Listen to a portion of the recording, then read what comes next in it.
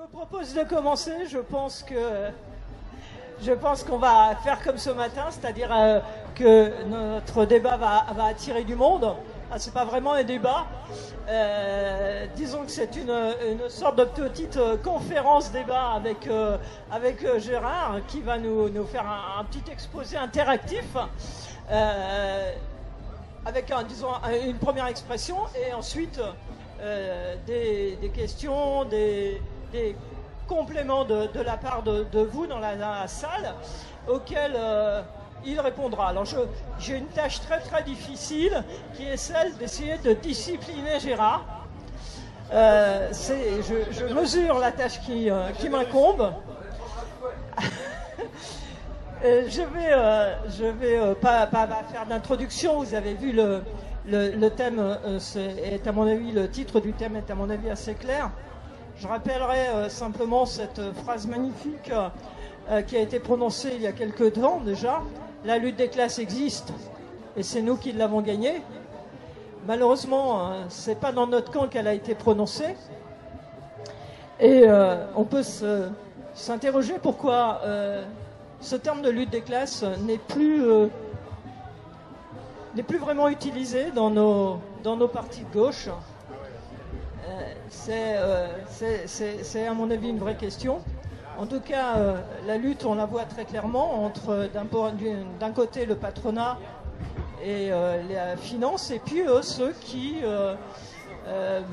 profitent, je dirais, des grosses miettes de la politique libérale qui est menée depuis maintenant plusieurs décennies. Et en face, moi j'ai un souvenir assez épouvantable d'avoir participé à la construction d'un programme présidentiel où la manière de le construire était de répondre à des intérêts catégoriels. Et quand on essayait de dire, mais regardez, la plupart de nos concitoyens sont des salariés qui ont un boulot, ou des salariés ou des citoyens qui le recherchent un boulot, ou des salariés qui l'ont perdu, qui sont au chômage, mais qui sont en recherche de boulot. J'avais le sentiment que cette donnée, qui pour moi est absolument essentielle de la société française, passe un petit peu à côté de la manière dont nos partis politiques appréhendent la société. Alors, je commencerai comme ça. Gérard, est-ce que le salariat existe? Est-ce qu'il se développe ou est-ce qu'il régresse? Donc quand vous ouvrez le Figaro, les Échos, le Figaro, les Échos, ils vous titrent souvent en ce moment la fin du salariat. Et il y a plein de gens qui croient que le salariat est en décomposition, qu'il y a des formes nouvelles, que les auto-entrepreneurs, les indépendants, l'économie informelle, c'est dominant, voire l'avenir.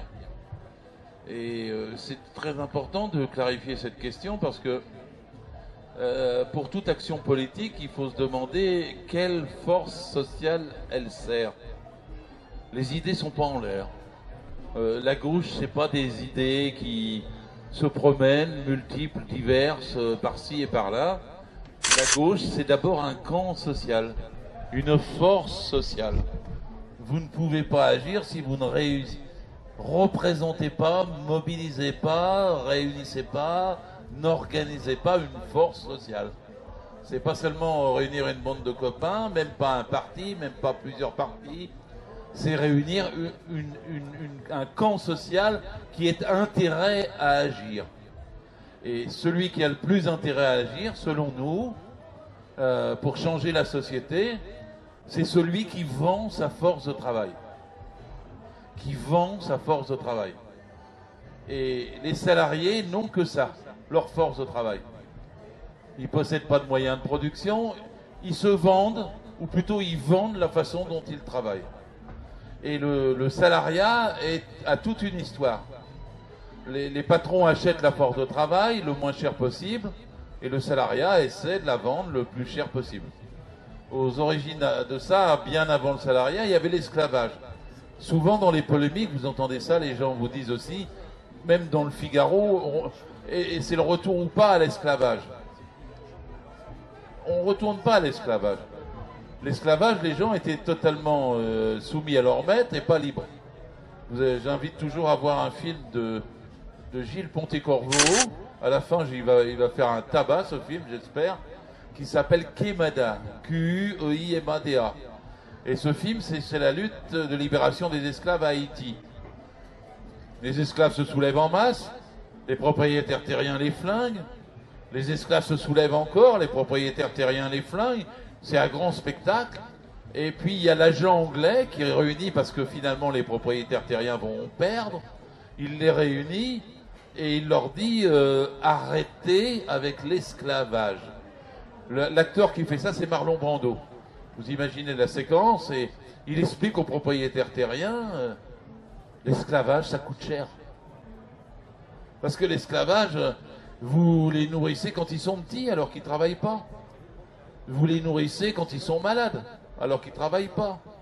Et vous les nourrissez quand ils sont vieux, vous les logez même alors qu'ils ne travaillent plus. Réfléchissez, ça coûte cher tout ça. Faites-en plutôt des salariés. Parce que vous ne les paierez que quand vous aurez besoin d'eux. Et évidemment, Marlon Brando l'emporte dans le film. Il convainc les propriétaires terriens de libérer les esclaves et d'en faire des salariés. Ou plutôt, à l'époque, on ne disait pas salarié. Le mot salarié est venu plus tard. À l'époque, vous aviez des mots comme journalier, appointé, besogneux, trimardeur, loueur de bras, parce qu'on les prenait les gens à la tâche. Et puis après, ils se démerdaient pour leurs enfants, pour leur toit, pour leur maladie, et puis pour leur retraite. Et le salariat a cette particularité, c'est que il a remis en cause Marlon Brando. Ce sont des trimardeurs ou des appointés qui ont réussi à regagner ce que les esclaves avaient. C'est-à-dire que les patrons ont été obligés, en 170 ans, de repayer pour l'enfant, pour la maladie, pour la retraite, pour l'accident. Et ça s'appelle les cotisations sociales. Sur le bulletin de paye, ça s'appelle salaire brut. Et c'est la partie qu'avant les maîtres donnaient aux esclaves et que les patrons qui avaient écouté Marlon Brando ne voulaient plus donner et qu'historiquement, ils ont été obligés de redonner. Et c'est pour ça qu'on parle de salariat. Le salariat a un statut. Et il est, si on compare à la bourgeoisie d'avant la Révolution française, la bourgeoisie d'avant la Révolution française avait un pouvoir, elle avait le pouvoir économique avant d'avoir le pouvoir politique. Le salariat dans la société bourgeoise d'aujourd'hui, il a un statut, il n'a pas un pouvoir économique, mais il a gagné des espaces qui sont liés à sa force et à son développement. Alors ces espaces, c'est le Code du travail, dans lequel il y a des délégués du personnel, des délégués syndicaux, des comités hygiène, sécurité, conditions de travail, des comités d'entreprise, des mutuelles, il y a des gestions de caisses de sécurité sociale, il y a des conventions collectives, il y a une médecine du travail, il y a une inspection du travail, et il y a même une justice du travail. C'est-à-dire que le salariat, en 170 ans, il a gagné ce statut avec des points d'appui qui pourraient être, s'il continuait à se développer de cette façon, les bases d'une autre société où il pourrait à son tour prendre le pouvoir, comme la bourgeoisie l'avait fait, en passant de son pouvoir économique au pouvoir politique. Je fais un parallèle un peu court, mais c'est un peu ça l'idée. Le salariat a des statuts. Et ces statuts sont allés dans le monde depuis 70 ans, prenons la fin de la Seconde Guerre mondiale, en progressant. D'ailleurs, par exemple, je vais prendre la France tout de suite. En 1945, il y avait à peu près 55% de salariés. Et là, les salariés ont fait un bond en avant important. Ils ont gagné la sécurité sociale, les comités d'entreprise, etc. Et une partie des actifs, c'était les 45% d'autres, n'ont pas voulu s'affilier à la sécurité sociale. C'était les commerçants, les artisans, les agriculteurs, ce qu'on appelait profession libérale. qui ont refusé, ils ont dit non, non, on ne veut pas s'affilier à la sécurité sociale. Et à ce moment-là, ça faisait 55% de salariés et 45% de non-salariés. En 1945. Mais là, avant Macron, disons, et même avant les lois El Khomri, on était arrivé à 91-92% de salariés. Et il ne restait plus que 7, 8 ou 9% d'indépendants. C'est-à-dire que les artisans ont été effondrés en nombre, les commerçants aussi. Alors parfois les gens ne savent pas ça. Parce que vous avez des pubs à la télé qui sont trompeuses. Ils disent l'artisanat, la plus grande entreprise de France. Ouais, non, l'artisanat, c'est même pas une entreprise. L'entreprise, elle commence avec un salarié au moins. Et l'artisan n'est pas salarié. Et quand ils ont des salariés, ça devient une entreprise à partir de 1 ou de 2. Et en France, il n'y a pas, l'INSEE vous dit, il y a 3 250 000 entreprises. Non, il y a 1 200 000 entreprises qui ont au moins un salarié. Parce que ces salariés ont le statut que j'ai évoqué précédemment. Mais ils sont, aujourd'hui, quand je parle, 90% des actifs. Et 10% sont des indépendants. Alors, ce chiffre-là, il faut se le camper dans la tête et se l'enfoncer. Parce qu'on ne voit pas de la même façon le monde du travail si on sait qu'il y a 90% d'actifs qui sont salariés et 10% seulement qui sont des indépendants. Parce que quand vous écoutez Macron, c'est le monde des indépendants. Il veut faire de la France une start-up. Il parle non plus de trimardeurs, mais de développeurs, d'incubateurs, de programmateurs, de start-upers, d'auto-entrepreneurs. C'est-à-dire que son monde, c'est de redévelopper les 10% et d'enlever le statut aux 90%. Mais Macron l'a dit dans son bouquin Révolution et dans ses meetings préélectoraux en direction du patronat, il a dit « Je veux une société sans statut. Je veux une société post-salariale. » Et il pense que le progrès, et il agit en conséquence, c'est de remettre en cause les statuts pour redévelopper le travail indépendant. C'est-à-dire, si vous voulez, Macron, c'est Marlon Brando. C'est-à-dire, c'est le gars qui parle aux propriétaires terriens en leur disant « c'est bien, ne payez que ceux qui travaillent qui vous font. Ne payez plus pour la santé, la retraite, les enfants, le toit, la maladie. C'est pas votre domaine. Ce n'est pas à l'entreprise de faire ça. » Et Macron est conséquent avec ce que je vous dis de Marlon Brando, puisqu'il dit « je vais supprimer les cotisations sociales ».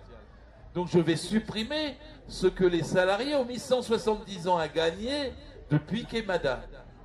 Et quand il dit ça, il met la parole en lien avec les actes. Puisque dans les ordonnances qu'il a fait contre le Code du travail, il enlève la primauté du Code du travail et de la loi. Dans ses ordonnances, il affaiblit la médecine du travail. Dans ses ordonnances, il affaiblit l'inspection du travail. Il affaiblit les prud'hommes, la justice du travail. Il a diminué par 2 le nombre de représentants élus du salariat. Parce que par exemple, dans le salariat, on était arrivé à 400, écoutez bien ce chiffre, sur 18 millions de salariés du privé, on était arrivé à 425 000 salariés ayant un mandat. Non seulement ils avaient un statut, mais ils étaient élus pour faire fonctionner ce statut, les comités d'entreprise, etc. 425 000. Quand les ordonnances de Macron vont s'être appliquées, avec ce qu'il change encore là dans la loi Pacte qui va venir sur les seuils sociaux, nous serons probablement à 200 000 élus. C'est un truc invisible. Il y avait 400 000 élus des salariés dans les entreprises, ça va être diminué par 2. Donc il détruit ce que le salariat a acquis en 170 ans. Tous les coups de fusil de Macron, tout dans les ordonnances, tout contre la médecine du travail, la loi prochaine sur le rapport de Coq, elle s'appelle, est une loi pour enlever aux employeurs la responsabilité d'en gros des accidents du travail, de leur gestion et de la protection par la médecine du travail. Donc il détruit tous les statuts du salariat et il veut revenir à une société start-upeuse, indépendante, où il n'y a plus de loi et il n'y a plus d'obligations, de rapports de force créés avec des institutions. Là, j'ai pas beaucoup de temps, mais j'ai essayé de faire court. Le résumé de 170 ans d'histoire, comment le salariat a un statut, comment il se développe, et comment aujourd'hui l'attaque numéro 1 du pouvoir en place en France, et dans quelques pays européens, mais je le dis, moins ailleurs qu'en France, il s'attaque au statut du salariat pour une société post-salariale. Ça, c'est le Macron. Alors après, je vais vous dire quelque chose, c'est qu'il n'y arrivera pas. Parce que c'est impossible de faire venir une société en marche arrière et de faire venir 90% d'actifs salariés, en gros de les désalarier pour les rendre indépendants. Ou alors il faut une défaite plus grande que celle face à Pinochet. Il faut que tous les syndicats soient éradiqués. Il faut que toutes les élus, organisations, ce qui reste, et même les 200 000 derniers délégués du personnel, soient supprimés. Et il faut vraiment qu'on revienne à Marlon Brando. Je dis ça parce que c'est arrivé dans quelques pays. Quand Pinochet a installé le libéralisme au Chili, l'armée rentrait dans chaque entreprise, ils se faisaient désigner les délégués syndicaux, les délégués du personnel, ils les alignaient sur le mur et ils les fusillaient devant leurs collègues. Évidemment, après, il n'y avait plus de salariés qui réclamaient pour sa retraite et il n'y avait plus de délégués quelconques. Les libéraux en France ne peuvent pas faire ça encore. Alors ce qu'ils font, c'est qu'ils vous expliquent que c'est bien mieux quand vous êtes plus salarié. Et je vais vous la faire courte. L'autre jour, je discutais avec un jeune à la sortie d'une manif contre les ordonnances, je crois, qui se révélait être Black Bloc. Il avait des petites lunettes piscine, puis son ciré noir, il était sympa comme tout. Et il m'a dit, mais moi, monsieur Filot, je vous admire beaucoup, mais je veux pas être salarié. Je dis, mais pourquoi tu veux pas être salarié? Il me dit, parce que moi, je veux pas de patron. Et comme je veux pas de patron, je dis, qu'est-ce que tu fais? Mais il me dit, je suis auto-entrepreneur. Et je dis, mais pourquoi t'es Black Bloc? Tu es le rêve de Macron. Il veut que tout le monde soit comme toi. Il veut que tout le monde soit à son compte, ne revendique rien d'autre. Il veut que tout le monde n'ait pas de statut. Il veut que tu n'y aies plus de code du travail. Et toi, c'est ça la société que tu veux. Et je lui ai dit, moi, je veux une société où tout le monde est un salaire. Je veux qu'il y ait une société où tout le monde est un emploi. Et il me dit, mais c'est pas possible. Je t'ai dit que tu étais comme Macron. Tu dis que c'est pas possible. Tu veux une autre société, mais tu veux la société de Macron. Je dis, moi, je veux une société où on partage le travail et où le statut des travailleurs s'améliore encore plus que ce qu'il est. Je veux plus de pouvoir pour le comité d'entreprise et je veux qu'il puisse contrôler l'employeur. Je veux plus de pouvoir pour la sécurité sociale. Je veux une seule sécurité sociale. Je veux même faire disparaître les mutuelles. Je veux que tout le monde cotise à une seule caisse et qu'il y ait une seule gestion. Ça sera plus économique et beaucoup plus égalitaire. Je lui dis aussi, je veux qu'il y ait des élus du personnel, des droits syndicaux plus développés. Et je lui dis, c'est ça qui compensera. Mais il me dit, oui, j'aurai quand même un patron sur le dos. Je lui dis, tu auras un patron sur le dos tant que tu seras minoritaire, pas de bon salaire, pas de bonnes conditions de travail, qu'il y aura des chômeurs, que tout le monde sera en train de courir pour avoir un poste, il y aura de la division entre tout le monde. Je dis, moi, je veux une société où tout le monde est un boulot. Quand à tout le monde est un boulot, le patron, il n'a pas le même rapport de force avec toi. Il viendra pas t'emmerder le soir parce que tu restes. Tu pourras négocier avec lui le prix de tes heures supplémentaires. Là, le patron, il peut te faire chier parce que sinon, il te vire et puis toi, tu es soumis au chantage et tu redeviens auto-entrepreneur. Et auto-entrepreneur, combien tu te fais? Il me dit, oh, pas beaucoup. Je dis, tu m'étonnes pas. Quand on n'est pas salarié, que le travail n'est pas partagé, qu'il n'y a pas une force sociale homogène, un camp social, tu peux pas te défendre correctement. Alors je ne suis pas sûr d'avoir convaincu mon jeune Black Bloc. Mais vous, je voudrais vous convaincre d'utiliser le mot salariat en toutes circonstances pour définir la base sociale qui est la nôtre. Parce que si vous dites classe ouvrière, vous n'avez qu'un morceau du salariat. Vous pouvez dire prolétariat est équivalent de salariat. Mais l'essentiel, c'est de dire, c'est ceux qui n'ont que leur force de travail à vendre.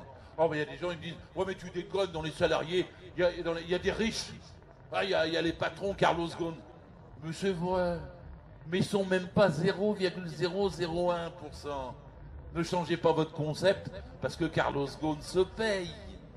Gardez le concept, puisque 98% des salariés gagnent moins de 3 200 euros. 98% des 90% d'actifs qui sont salariés. Donc c'est très homogène. Et le salariat s'est homogénéisé dans les 10, 20, 30 dernières années. Il y a moins de différence entre les cols blancs et les cols bleus. Les cadres sont menacés de chômeurs comme les autres.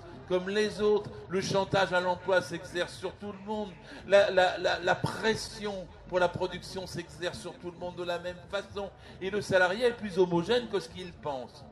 Et le salariat, c'est pas qu'en France qu'il s'est développé et qu'il a eu un statut. C'est dans le monde entier.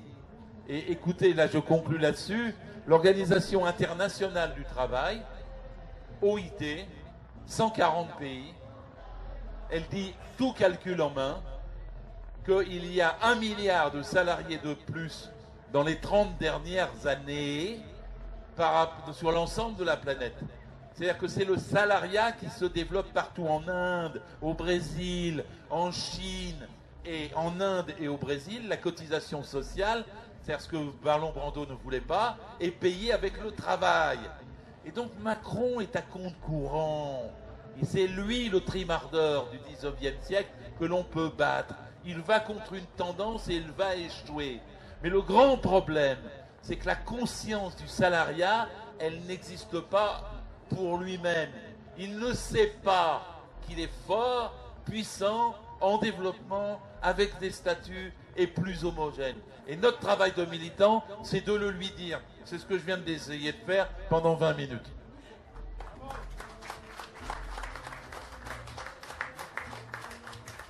Merci Gérard. En effet, je te propose d'ailleurs que notre deuxième partie soit sur ce que tu viens d'évoquer à la fin. Mais dans un premier temps, peut-être des questions sur cette première partie de l'exposé.